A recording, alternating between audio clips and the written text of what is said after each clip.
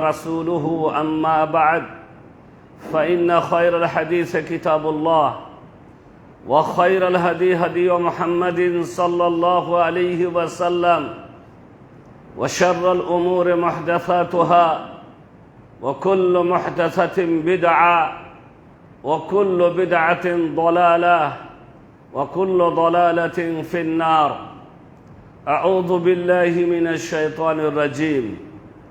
ظهر الفساد في البر والبحر بما كسبت أيدي الناس ليذيقهم بعد الذي عملوا لعلهم يرجعون. আল্লাহর প্রশংসা এবং রাসূল করিম সাল্লাল্লাহু আলাইহি ওয়াসাল্লামের উপর দরুদ ও সালাম পাঠ করার পর পবিত্র কোরআন থেকে একটা আয়াত পাঠ করেছি। এই আয়াতে মহান আল্লাহ রব্বুল আলামিন আমাদেরকে সাবধান করিয়েছেন বা সাবধান করেছেন যে আমরা পাপ করি, আমরা অন্যায় করি, যার কারণে আমাদের উপরে বিভিন্ন ধরনের বালা মুসিবত নেমে আসে। তো আল্লাহ বলেছেন, তোমাদের ওপরে যখন কোনো অঘটন ঘটে, কোনো বালা মুসিবতের যখন তোমরা শিকার হও, যখন তোমরা বিরাট কোনো পেরেশানিতে পড়ো, তখন মনে করে নিও যে এটা আল্লাহ আমি তোমাদেরকে দিতে চাইনি, বরং এটা তোমরা নিজেরাই ডেকে নিয়েছো।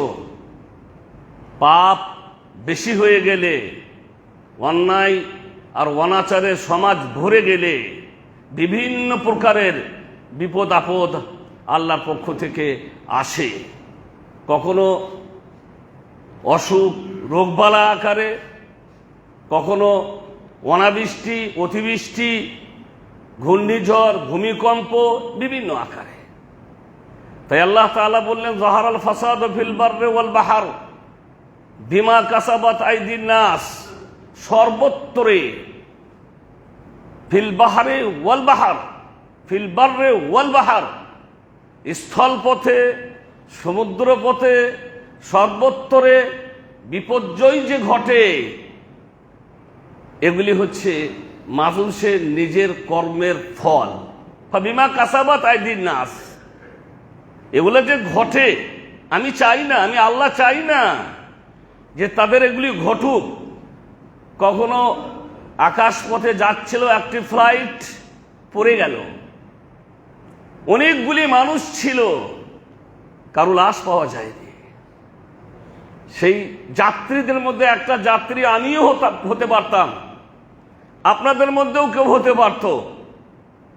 বলে না, আমরা তো ফ্লাইটে যাতায়াত করি না, আমরা ট্রেনে বাসে যাতায়াত করি। তো আল্লাহ তাআলা বলেন, ফির বাররে ওয়াল বাহর, কখনো স্থল পথে হয়, কখনো সমুদ্রের পথে হয়। একটি জাহাজ নিয়ে অনেকগুলি মানুষ যাচ্ছিল, সমুদ্রে জাহাজটি ডুবে গেল, মানুষগুলি সব মাছের তলে পেটে চলে গেল, একটা লাশ হয়তো পাওয়া গেল না। আর স্থল পথে তো দেখতেই পাচ্ছেন, কখনো মোটর সাইকেল, কখনো চার চাকা দিয়ে, কখনো ট্রেন, কখনো আমরা দেখতেই পাচ্ছি। এই যা কিছু হচ্ছে, এ সব কিছুই তোমাদের নিজের কর্মের ফলে। আমি কিছু মানুষকে তুলে নিলাম, কিছু মানুষের ওপরে বিপদ দিলাম, কিছু মানুষ সেই অঘটনের শিকার হলো, সবাই কিন্তু হলো না। কেন? লিইউযীকাহুম বা'দাল্লাযী আমিলু, যাতে করে আমি তাদেরকে তারা যা কিছু করে পাপ, তাদের পাপের কিছু ফল তাদেরকে আমি দেখিয়ে দিতে চাই। তার মজা, তার স্বাদ তাদেরকে আমি দিতে চাই যে দেখো এগুলি তোমাদের পাপের ফল। লাআল্লাহুম ইয়ারজিউন, হতে পারে যে তারা ফিরে আসবে। ফিরে আসার মানে যে মানুষগুলি আরো আছে দুনিয়াতে, তারা যখন দেখবে তখন তারা ফিরে আসবে। 1 মিনিট 1 সেকেন্ডের ভূমিকম্পে কখনো কখনো বিশাল বিরাট মানে কয়েকতলা বিল্ডিং নিচে পড়ে যায়, একেবারে মানুষ সব শেষ হয়ে যায়। আপনি কি মনে করেন আপনার বাড়িটা খুব মজবুত বাড়ি? আমার বাড়িটা খুব মজবুত বাড়ি, খুব শক্ত রড দিয়ে তৈরি করা হয়েছে, তাই আমার ভয় পাওয়ার কোনো কারণ নেই? জি না। আল্লাহ রাব্বুল আলামিন কখনো কখনো কোথাও কোনো বিপদ দেন, আবার কোনো জায়গাতে বা কোনো জায়গার মানুষ সেই বিপদ থেকে নিরাপদ থাকে শুধু তাদেরকে দেখানোর জন্য, দেখো ওই বিপদটা তোমাদের ওপরও আসতে পারত, কিন্তু তোমাদের ওপরে বিপদটা আসেনি যাতে করে তোমরা ফিরে আসো, যাতে করে তোমরা তোমাদের ভুল বুঝতে পারো। ওয়ামা আসাবাকুম মিন মুসিবাতিন ফাবিমা কাসাবাত আইদিকুম ওয়া ইয়াফু আন কাসীর। যত মুসিবত তোমাদের উপরে আসে, যত বিপদ তোমাদের উপরে আসে, ফাবিমা কাসাবাত আইদিকুম, এটা হচ্ছে তোমাদের নিজের হাতের কর্মের ফল, তোমাদের কর্মের ফল। ওয়া ইয়াফু আন কাসীর, কিন্তু আল্লাহ বেশিরভাগ মাফ করে দেন। মানে সবাই কি তো মারেননি, কয়েকজন মাত্র বিপদের শিকার হয়েছে। যদি সারা বিশ্বকে আপনি হিসাব করেন তা কতগুলি মানুষ গেল, আছে অনেক, তাদেরকে আল্লাহ মাফ করে দিয়েছেন। কিছু মানুষের ক্ষতি হয়েছে, কিন্তু ব্যাপক হারে ক্ষতি হয়নি, অল্প ক্ষতি হয়েছে। তাই মানুষ যখন আল্লাহর বিরুদ্ধে যায়, রাসূল করিম সাল্লাল্লাহু আলাইহি ওয়াসাল্লামের বিরুদ্ধাচরণ করে, নাফরমানি করে, অবাধ্যতা করে, এই অবাধ্যতার বিরুদ্ধাচরণের কারণে তাদের ওপরে বিভিন্ন ধরনের বিভিন্ন রকমের আল্লাহ রাব্বুল আলামিনের পক্ষ থেকে বিপদ আসে, যাতে করে তারা বুঝতে পারে আল্লাহ কিন্তু সবাইকে একবারে ধরেন না। আল্লাহ রাব্বুল আলামিনের নীতি এরকম নয় যে তিনি একবারেই সবাইকে ধরে শেষ করে দিবেন। আল্লাহ সুযোগ দেন, আল্লাহ বুঝতে সুযোগ দেন, আল্লাহ অবসর দেন। ওয়া উমলি লাহুম ইন্না কাইদি মাতিন, আমি ওদেরকে ছেড়ে দিয়েছি, অবসর দিয়েছি, ইন্না কাইদি মাতিন, কিন্তু আমি যখন ধরবো তখন আমার ধরা অনেক শক্ত হবে, ধরলে বাঁচার আর কোনো উপায় নাই। ফেরাউনকে আল্লাহ রাব্বুল আলামিন অবসর দিয়েছিলেন, মুসা আলাইহিস সালামকে পাঠিয়ে বারবার বুঝিয়েছিলেন, কিন্তু না, শেষ পর্যায়ে তাকে ডুবেলেন, তাকে ধ্বংস করলেন ওই নীল দরিয়ার মাঝে গিয়ে। বলে আর নয়, শেষ হয়ে গেছে, তোমার অবসরের পালা শেষ, তোমাকে অবসর দেওয়া হয়েছিল, কিন্তু তুমি বুঝতে চেষ্টা করলে না। যখন আল্লাহ ধরলেন তখন কি বলল ফেরাউন? আমানতু আন্নাহু লা ইলাহা ইল্লাল্লাহ, আমানতু আন্নাহু লা ইলাহা ইল্লাল্লাযী আমানাত বিহি বনু ইসরাঈল, আমি সেই আল্লাহর উপরে ঈমান আনছি যে আল্লাহ ছাড়া সত্য কোনো মাবুদ নেই, যে আল্লাহর উপরে ঈমান এনেছে বনি ইসরাঈলগণ, মানে মুসা আলাইহিস সালাম এবং তার সম্প্রদায়। এখন বলছে আল্লাহ রাব্বুল আলামিন বললেন সঙ্গে সঙ্গে, এখন বুঝতে পেরেছো?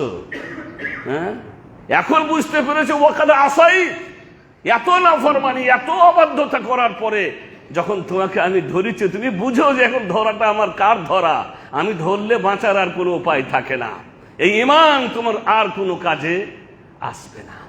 আপনার আত্মা যখন আপনার কণ্ঠ নালীতে পৌঁছে যাবে শয্যাগত অবস্থায়, আপনি তখন বুঝতে পারবেন যে হ্যাঁ আমি এখন মরতে চলেছি। আমরা বুঝতে পারবো না, কিন্তু যে মানুষটি মরতে যায় সে অনেকক্ষণ আগে থেকেই বুঝতে পারে যে মালাকুল মউত তার পাশাপাশি ঘুরছে। এখন সে যদি বলে আল্লাহ গো আমি তওবা করছি, এরকম অবস্থায় তওবা কোনো কাজে আসবে না, কারণ আত্মা আপনার কণ্ঠ নালীতে পৌঁছে গেছে। আল্লাহ অনেক সুযোগ দিয়েছিলেন, কিন্তু আপনি সে সুযোগ গ্রহণ করেননি। তাই চরম মুহূর্তে, মৃত্যুর সন্ধিক্ষণে যদি আপনি তওবা করেন আল্লাহর কাছে, এই তওবা আল্লাহর কাছে কবুল হবে না। তো ভাইরা, আমার কথা হচ্ছে যে আল্লাহ এবং আল্লাহর রাসূলের নাফরমানি এবং তার অবাধ্যতা করার কারণে, বিভিন্ন পাপে জর্জরিত হয়ে যাওয়ার কারণে আমরা বিভিন্ন রকমের বিপদের শিকার হয়।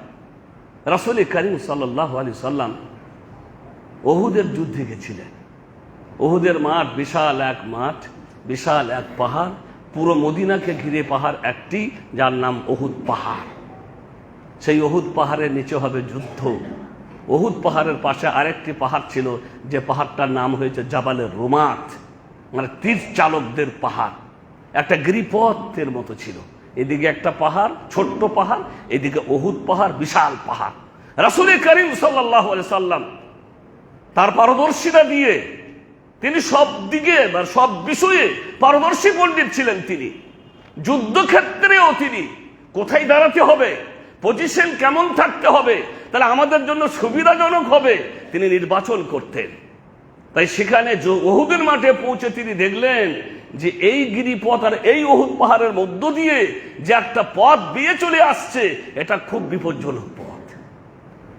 ওরা শত্রুরা পিছন দিক থেকে আমাদের উপরে আক্রমণ করতে পারে। তিনি নির্বাচন করলেন 50 জন তীর চালককে, আর বললেন যে তোমরা এই পাহাড়ে থাকবে ততক্ষণ পর্যন্ত যতক্ষণ না আমি মুহাম্মদ তোমাদেরকে ওই পাহাড় থেকে নিচে নেমে আসার আদেশ করব। নির্দেশ দিয়ে বললেন রাআইতুমুনা তাখতাবিনু আত-তায়রু ফালা তাবরাহু মাকানাকুম হাযা হাত্তা উরসিলা ইলাইকুম। নির্দেশ খুব কড়া নির্দেশ ছিল। যদি দেখো আমরা পরাজিত হয়ে গেছি আর পাখিরা আমাদেরকে ছিঁড়ে ছিঁড়ে খাচ্ছে, আমাদের লাশের ওপরে পাখি পড়েছে আর পাখিরা আমাদেরকে ছিঁড়ে ছিঁড়ে খাচ্ছে, ফালা তাবরাহু, তাহলেও তোমরা ততক্ষণ পর্যন্ত এই জায়গা ছেড়ে যাবে না যেই জায়গা থেকে আমি তোমাদেরকে নির্বাচন করলাম, যতক্ষণ না আমি তোমাদের কাছে লোক পাঠিয়ে ওই জায়গা ছাড়া নির্দেশ দিব। ওয়া ইন রাআইতুমুনা কাদ হাজামনাল কওমা ওয়া উতারাহুম ফালা তাবরাহু মাকানাকুম হাযা হাত্তা উরসিলা ইলাইকুম। আর যদি দেখো আমরা জয়যুক্ত হয়ে গেছি, ওদেরকে দলিত মথিত করেছি, ওরা পালিয়ে গেছে, তা সত্ত্বেও এই পাহাড় ততক্ষণ পর্যন্ত ছাড়বে না যতক্ষণ না আমি তোমাদেরকে ছাড়ার জন্য নির্দেশ দিব।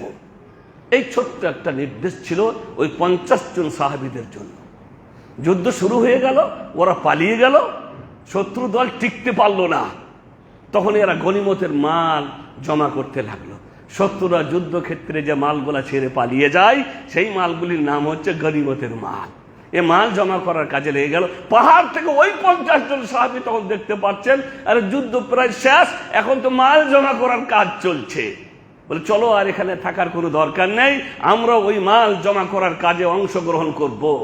আব্দুল্লাহ বিন জুবাইর যাকে নেতা নির্বাচন করেছিলেন, আমির নির্বাচন করেছিলেন মুহাম্মদ রাসূলুল্লাহ সাল্লাল্লাহু আলাইহি ওয়াসাল্লাম, তখন তিনি আল্লাহর নবীর এই নির্দেশটা স্মরণ দিয়ে বললেন, তোমরা কি জানো না নবী কি বলে গেলেন? কোনো অবস্থাতেই এই পাহাড় আমাদের ছাড়া যাবে না যতক্ষণ না তিনি আমাদের কাছে নির্দেশ পাঠাবেন। বলে না না, আর এখানে থাকার দরকার নেই। ইখতিলাফ শুরু হয়ে এক এক করে সবাই পাহাড় থেকে নিচে নেমে চলে গেলেন। থাকলেন মাত্র 10 জন সাহাবী। অনেক দূরে শত্রু দল চলে গেছে, তাদের মধ্যে তখন একজন আছেন খালিদ বিন ওয়ালিদ রাদিয়াল্লাহু তাআলা আনহু। তখন তিনি ইসলাম গ্রহণ করেননি ছিলেন। তিনি দেখতে পেলেন সুযোগ, এবারে বুঝতে পেরে গেলেন পেছন দিক থেকে গিয়ে ওদের ওই গিরিপথ ধরে ওদের উপরে আক্রমণ করলে আর ওরা আমাদের সামাল দিতে পারবে। ঠিক তাই হয়ে গেল। পেছন দিক থেকে এসে তাদের উপরে আক্রমণ করলো। ওই 10 জন সাহাবীকে শহীদ করে দিলেন। তারা সকলেই শহীদ। অনেকগুলি মানুষের সামনে 10 জন সাহাবী আর কেই বা করতে পারেন, শহীদ হয়ে গেলেন তারা। তারপরে আক্রমণ হয়ে গেল মুসলিমদের উপরে, যারা মাল জমা করার কাজে ব্যস্ত ছিল, বুঝতেও পারছিলেন না হচ্ছেটা কি। আল্লাহ তাআলা এই দৃশ্যটা কোরআনে তুলে ধরেছেন। আওয়ালাম্মা আসাবাতকুম মুসিবাতুন ক্বাদ আসাবতুম মিসলাইহা কুলতুম আন্না হাযা কুল হুয়া মিন ইনদি আনফুসিকুম ইন্নাল্লাহা আলা কুল্লি শাইইন কাদির। যখন তোমাদের উপরে আক্রমণ শুরু হয়ে গেল পিছন দিক থেকে, তখন বিরাট মুসিবত এসে গেল, তখন তোমরা বললে এই মুসিবত আবার কোথায় থেকে এলো রে বাবা। লেকিন শুনো, কাদ আসাবতুম মিসলাইহা, এরকম বড় বিপদে তোমরাও ওদেরকে ফেলেছিলে উহুদের প্রান্তরে। উহুদের যুদ্ধে যখন তোমরা গেছিলে 70 জন কাফেরকে শহীদ করেছিলে, 70 জনকে বন্দী করেছিলে। ওটা আমি আল্লাহ তোমাদের সাহায্য করেছিলাম, আমি আল্লাহ সাহায্য করেছিলাম যে তোমরা পেরেছিলে। এরকমই বিপদের সম্মুখীন ওরা হয়েছিল উহুদ প্রান্তে, আর এই রকমেরই বিপদের সম্মুখীন আজকে হয়েছে তোমরা এই উহুদের মাঠে। ওরা বদরে হয়েছিল, তোমরা অল্প সংখ্যক মানুষ ছিলে বদরে, মাত্র 700 জন মানুষকে নিয়ে, এবার 300 জন মানুষকে নিয়ে আল্লাহ রাসূল সাল্লাল্লাহু আলাইহি সাল্লাম বদরের যুদ্ধে গেছিলেন। যাদের হাতে তরবারি ছিল না, যাদের পেটে খাবার ছিল না, ক্ষুধার্ত অবস্থায় অসুস্থ শরীর নিয়ে তারা বদর প্রান্তে গেছিল শুধুমাত্র আল্লাহ এবং আল্লাহ রাসূলের প্রতি ভালোবাসা এবং ঈমান নিয়ে। আল্লাহ তাআলা তাদের সাহায্য করেছিলেন। তাই আল্লাহ বলছেন, বদরে আমি তোমাদের সাহায্য করেছিলাম এবং তোমরা জয়যুক্ত হয়েছিলে। এইরকমই বিপদ তাদের উপর এসেছিল, যে বিপদ আজকে তোমরা উহুদের মাঠে শিকার হয়েছে। কেন? কারণ তোমরা রাসূল করিম সাল্লাল্লাহু আলাইহি সাল্লামের নির্দেশকে অমান্য করেছো। ইন্নাল্লাহা আলা কুল্লি শাইইন, ইন্নাল্লাহা আলা কুল্লি শাইইন কাদির। আল্লাহ রাব্বুল আলামিন প্রতিটি জিনিসের উপরে সর্বশক্তিমান। সেদিনে আল্লাহ তার সাহায্যে তোমাদেরকে আল্লাহ তাআলা জয়যুক্ত করেছিলেন। আর আজকে আল্লাহর নবীর নাফরমানি করার কারণে আজকে তোমাদের এই দশা আর এই অবস্থার তোমরা শিকার হয়েছো। এই সামান্য নাফরমানি। এখন আমরা কত নাফরমানি করি, কত অবাধ্য চরণ। আমাদের কোনো নীতি বা কোনো কাজ শরীয়ত অনুপাতে হয় না। আমরা নিজস্ব নীতি বানিয়েছি, নিয়ম বানিয়েছি, রাসম রাওয়াজ বানিয়েছি। আমাদের ব্যক্তি, পরিবার, সমাজ সব কিছু চলছে আমাদের নিজস্ব নীতি বানানো, নীতির উপরে, নিজস্ব গড়া তৈরি করা নিয়ম নীতির উপরে চলছি। আমরা কোরআন ও হাদিসের নিয়ম নীতির উপরে চলি না। আমাদের বিবাহ, আমাদের পাত্র পাত্রী নির্বাচন, আমাদের সবকিছুই চলছে আমাদের বানানো তরিকা পদ্ধতির উপরে, যার কারণে বিভিন্ন ধরনের বিপদের আমরা সম্মুখীন হতে আছি। তো ভাইরা, আমার কথা হচ্ছে যে পাপ কখনোই কাউকে ছাড়ে না, তবে অবসর দেয় আল্লাহ রাব্বুল আলামিন। আপনি যত পাপ করে যাচ্ছেন, চুরি করতে আছেন, করেই যাচ্ছেন, কিন্তু আপনি জানেন না কোনো একদিন না একদিন আপনার ধ্বংস আপনার উপরে নেমে আসবে। আরেকটি কথা সবসময় মনে রাখবেন, ছোট পাপ না বড় পাপ এইটা লক্ষ্য করবেন না। পাপটা ছোট না পাপটা বড়, শুধু লক্ষ্য করবেন যে পাপটা করতে নিষেধ করেছেন কে। তিনি তো ছোট নন। এখন মনে করলেন কারো বাগানের এক কলা চুরি করে খেয়ে নিলেন, সামান্য ব্যাপার, কলা কত দাম। তো কলা যে খুব অল্প দামের জিনিস, ওইটা চুরি করতে গেলে কেন তুমি? অল্প দামের জিনিস আপনি মনে করেন একটা কারো বাগানের কলা চুরি করে বাড়িতে নিয়ে গিয়ে যে কলাটা আপনি খাচ্ছেন, আপনার পরিবারকে খাওয়াচ্ছেন, তৃপ্তি পাচ্ছেন, ভালো লাগছে। আপনি কলাটা যখন মুখে দিচ্ছেন, আপনার বিবেক কি বলছে আপনাকে? কখনোই বলবে না যে খুব ভালো লাগছে। আপনার ছেলেমেয়েরা খাচ্ছে, ভালো লাগছে আপনাকে? কখনোই না। কিন্তু আপনি শয়তানের চক্রান্তে পড়ে এসব কাজগুলি করছেন। ছোট্ট একটা দৃষ্টান্ত দিই। রাসূল করিম সাল্লাল্লাহু আলাইহি সাল্লাম জিহাদের ময়দান থেকে ফিরে আসতেছিলেন রাস্তায়, রাতের কোথাও আশ্রয় নিয়ে তিনি রাত্রি যাপন করছিলেন। অজ্ঞাত একটা তীর, কোথায় থেকে একটা তীর এসে এক সাহাবীকে লাগলো, আর সাহাবী সেখানে মারা গেলেন। অন্যান্য সাহাবীরা চিৎকার করে বলতে লাগলেন, কত চারপ কপাল, কত সৌভাগ্য, জিহাদের মাঠে শহীদ হলো না, আর এই রাস্তায় এসে শহীদ হয়ে গেল। হুয়া শহীদ বলে তারা চিৎকার করতে লাগলো। নবী মুহাম্মদ রাসূলুল্লাহ সাল্লাল্লাহু আলাইহি সাল্লাম বললেন, হুয়া ফিন্নার, ও জাহান্নামে যাবে। সাহাবীরা অবাক হয়ে গেলেন, আমাদের মাঝেরই একজন মানুষ, অজ্ঞাত একটা তীর এসে তাকে লেগেছে, কোন শত্রুই মেরে হবে সেই তীর, তা সে আবার জাহান্নামে যাবে বললেন কেন রাসূল করিম সাল্লাল্লাহু আলাইহি সাল্লাম? তখন তারা তার সামানপত্র খোঁজ করতে লাগলো। খোঁজ করতে করতে দেখলো তার ব্যাগের মধ্যে বা তার সামানের মধ্যে সামান্য একটা কাপড়ের টুকরো ছিল, যেটা গনিমত থেকে সে চুরি করে নিয়েছিল। সামান্য একটা কাপড়ের টুকরো। সৌদি আরবের শেখরা বলছেন, যখন এরকম এই হাদিসটা নিয়ে আলোচনা করেন, তখন বলছেন ওই কাপড়টা বর্তমান বাজার মূল্য সৌদি আরবের রিয়াল হিসাবে 1 রিয়াল মানে 22 টাকা। 1 রিয়াল মানে 22 টাকা। তাহলে 22 টাকার জিনিস চুরি করেছে। নবী বললেন হুয়া ফিন্নার, ও জাহান্নামী। এত ছোট্ট জিনিস চুরি করার কারণে কি করে এরকম মন্তব্য করলেন বা এরকম কথা বললেন মুহাম্মদ রাসূলুল্লাহ সাল্লাল্লাহু আলাইহি ওয়াসাল্লাম? আসলে ব্যাপারটা কি? গনিমতের মাল থেকে আল্লাহর নবীকে না জানিয়ে কিছু নিয়ে নেওয়া নিষেধ করেছেন কে? আল্লাহ রাব্বুল আলামিন। রাসূল করিম সাল্লাল্লাহু আলাইহি সাল্লামের কাছে মাল জমা হবে, সেই মাল তিনি যাকে যেভাবে যাকে যতটা দেওয়ার প্রয়োজন তিনি ভাগী বন্টন করবেন। এই ছিল নিয়ম নীতি। সেখান থেকে একটুকু সামান্য পরিমাণও কোনো কিছু নিয়ে নেওয়ার অধিকার কারো ছিল না।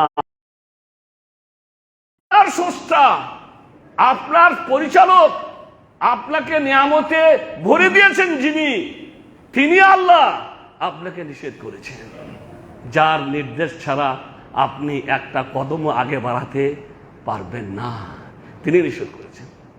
ছেলে বলে আমি শ্বশুর বাড়ি যাব, তো বাবা বলছে এখন কাজের সময়, যে এলাকাতে যা হয়, কোনো এলাকাতে ধানের সিজন হয়, ধানগুলি পেকে গেছে, এটা উঠে যাক বাবা, তারপরে যাবে।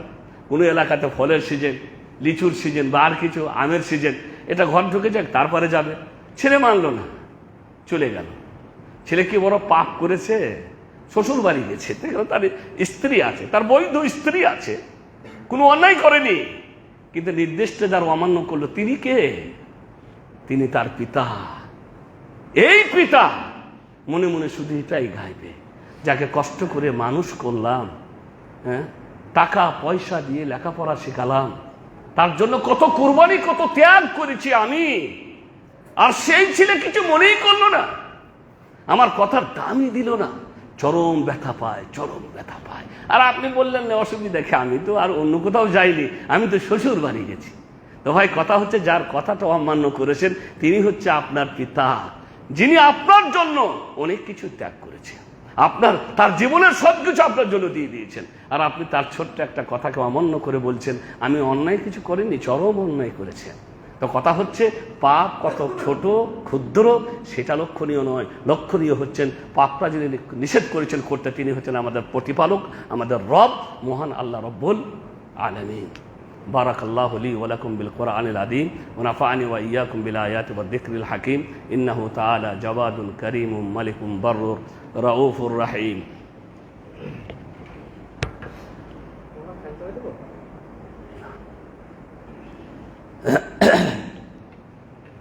আলহামদুলিল্লাহ নাহমাদুহু ওয়া নাস্তাঈনুহু ওয়া নাস্তাগফিরুহু ওয়া নাউযু বিল্লাহি মিন শুরুরি আনফুসিনা ওয়া মিন সাইয়্যাতি আমালিনা মান ইয়াহদিহিল্লাহু ফালা মুদিল্লা লাহু ওয়া মান ইউদ্লিলহু ফালা হাদিয়া লাহু ওয়া আশহাদু আল লা ইলাহা ইল্লাল্লাহু ওয়াহদাহু লা শারীকা লাহু ওয়া আশহাদু আন্না মুহাম্মাদান আবদুহু ওয়া রাসূলুহু আম্মা বা'দ।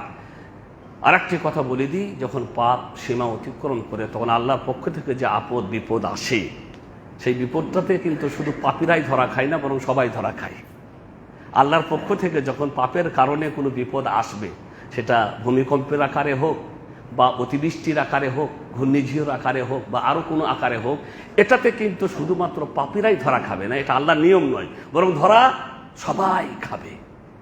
তাই সমাজে যারা ভালো মানুষ, বিশেষ করে যুবক সম্প্রদায়, কারণ এরাই বানাতে পারে, এরাই বিগাড়তে পারে, এরা গড়তেও পারে আবার আর ভাঙতেও পারে, এদের অনেক বড় ভূমিকা থাকা দরকার বানানোর ক্ষেত্রে।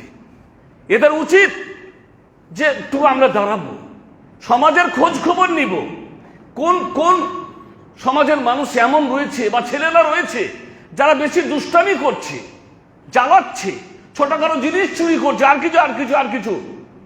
এই যুবকগুলি যে একটুকু বলে যে আমরা ভূমিকা নিব, এরা সব করতে পারবে, এদের করা উচিত।